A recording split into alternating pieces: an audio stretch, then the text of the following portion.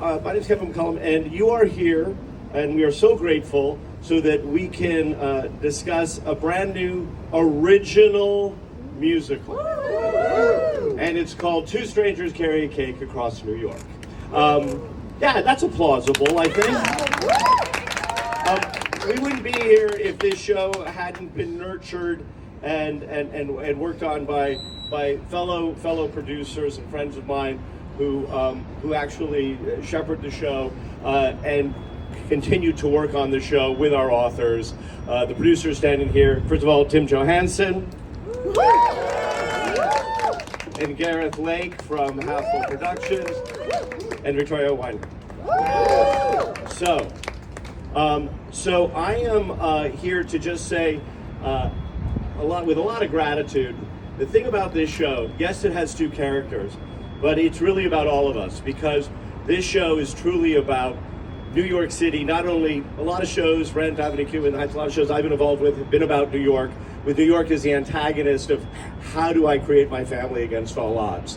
What's special about this show is New York is not only an antagonist, but also the protagonist. And I think that's what's so special and the magic of what the authors and Tim Jackson, our director, have really formed, and what we're really excited about sharing with you. And so, without any further ado, I would love to introduce to you the creative team. Actor and choreographer of Two Strangers Carry a Cake Across New York. This is Kit Buchan, who wrote the lyrics and the book, and this is Jim Bard, who wrote the music. They're incredible! We are so excited to be here on this extraordinary rooftop in the home of musical theatre and the home of our show. We're so proud to be here. It's been a really exciting and fairly long journey. I first came on board with the show in 2018. Since then, we've had numerous workshops and developmental productions. These guys have won several awards and prizes. We did some performances in regional theatres. Then we moved to Off West End to the Kiln Theatre. Then we went to the West End, and that's where it really sort of started to take off, and we've gained this gorgeous fan base, and we released an album and it went a bit bananas, and then we ended up coming over to ART earlier this year, and we had the most gorgeous time there and really felt like we finessed and found the show that we're now bringing to Broadway. We're bringing it to Broadway, it's so exciting. And we're so thrilled to share that with you because it means so much to us, and it's been a big part of our lives. Sharing a mic, but do you want to say a bit about the show? Yeah. Hello. Yes, so the show is an original contemporary musical about two very ordinary people, really, who have an extraordinary 48 hours in New York and are never quite the same again. It's also a show about family. It's about where you might find family and what you can unlock in yourself if you have the right people around you. I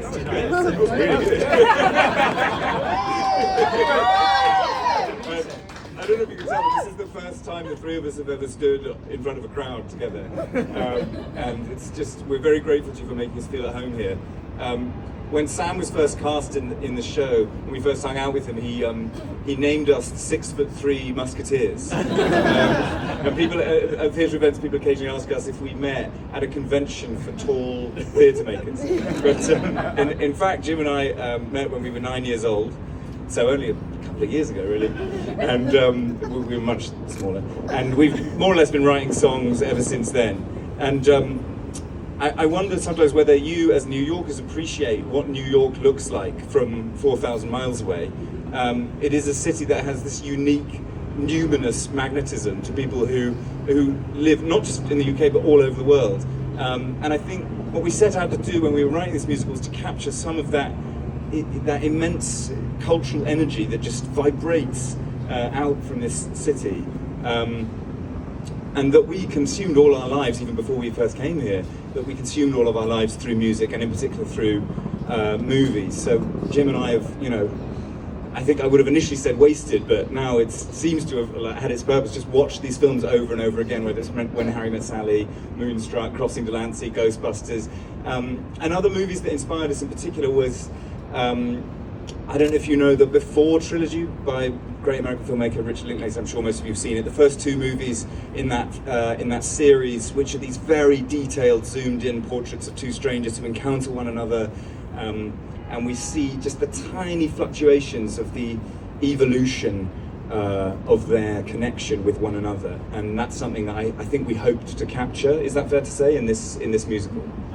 Yes, it is fair to say. It was the thing that grabbed me most when I was sent the script. I think I probably got about 5 pages into it before I called Tim, the producer who'd sent it to me in the first place, and I said, please don't show this to anyone else because I love it so much and I really, really want to do it.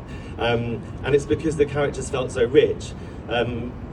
Often in musicals there's not a lot of time to spend with each character because there's so much to achieve with so many characters, and in this there's an opportunity to really dig in, and so the roles are both really fleshed out, and it sort of makes the show really for the moment and for now, because we live in a world where we're all stuck in our phones and we're stuck on the internet a lot of the time, and a lot of us are craving human connection, and I feel like this show is a perfect example of two people who meet in real life, their worlds collide, and because they're in proximity with each other and having to spend time together, they're forced to connect, and therefore it becomes this really beautiful thing about two seemingly different humans who go on this extraordinary journey because they have to spend time with each other and they have to really commit to being with another human being, and that's one of the most beautiful things about the show, I think.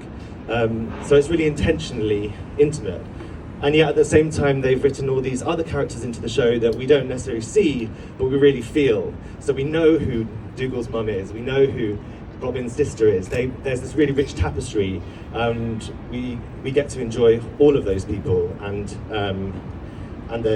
so therefore there's a scale to the piece because these guys have thought ahead to make it as rich and plentiful as they possibly can, I suppose. I think you're giving us credit for something that I think we'd rather credit you with, because it's true that, as I sort of like I was saying before, I think when we set out to write it, we were thinking more in terms of like we want to create this experimental, almost like a bottled musical where, you know, that there'll be something like radical about the idea of, rather than writing a musical about a really famous person who achieved something magnificent or has a grand ambition, we could just write about these two small people in a big city experiencing, you know, this kind of really intimate and detailed connection, but and very collaborative and really dig in, and it's a joy to work with you both, so I can't wait for everyone to share in your excellence. I truly believe these are going to be two of the performances on Broadway of an era, and I can't wait for you to see it. So coming up are Christiane Pitts and Sam Tutty. Terrible. All right, so thank you guys so much for being here. This is such a special moment for us and for everybody. So the first song we're gonna sing, it's called New York. You may have heard it. It's a beautiful song, and this is the amazing Sam Tutty. So this is where we change for the subway. Oh, the subway, love it.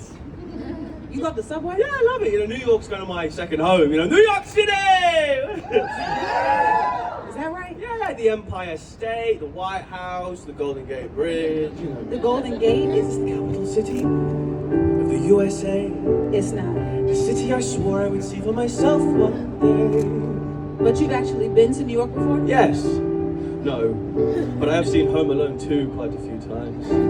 You serious? There's pizza for breakfast. There's steam in the air. It's candy, not sweet, and the streets are called sidewalks there. My town, where everyone has an apartment to spare with a skyline view, where even improbable dreams come true, where everything comes with a smile, a high five, and a side of cheese. I'm down on my knees. That's our train. New York, I'm already talking New York. I'm already popping the cork 'cause I'm ready. I'm ready to be New York, and they're ready. Are they ready for me, New York? Is that Times Square? No, that's 38th Street. Oh. Just called the Big Apple. No one knows why. Which is my kind of town, and I'm her kind of street smart guy. Order a beer. I'll scream at the Statue of Liberty. Hey lady, I'm walking in my home city. city of stories where every 70 stories high goes goodbye. This cinema city I've waited the whole of my life to see. You talking to me? It's New York. I'm already talking New York. I'm already popping the cork 'cause I'm ready. Is you ready, baby? Are they ready, baby? Are you ready to be in New York?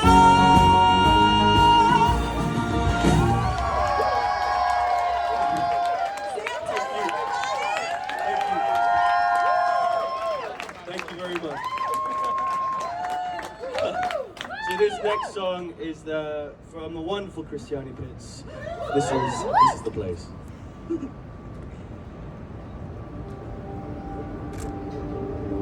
This is the place. This is the preschool where we used to go. These are the streets. These are the dollar vans and delis that I used to know. This is the church where everyone knew me by name. This is the place where nothing changes and where nothing is ever the same. Want to take a detour? What about the cake? This way, come on. This is the street. What street? This is the block where you can pick up whatever you need. $10 shoes, fake nails, a broken record player, Cuban quesadillas, and weed. Money or Clyde. Your money, I'm Clyde. We're gonna be hitching a ride on the American Express.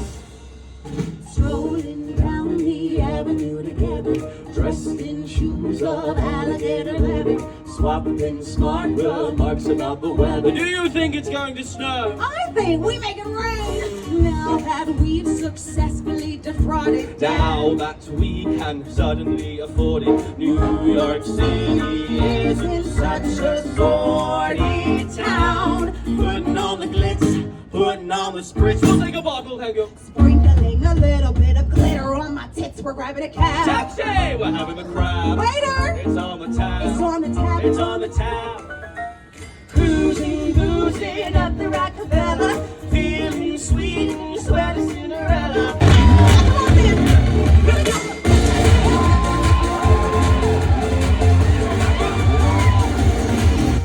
I pity the rich. Wait, you pity the rich? No, they'll never know what it's like To go to a laundromat. to only be rich To only be rich for one magical night. magical night.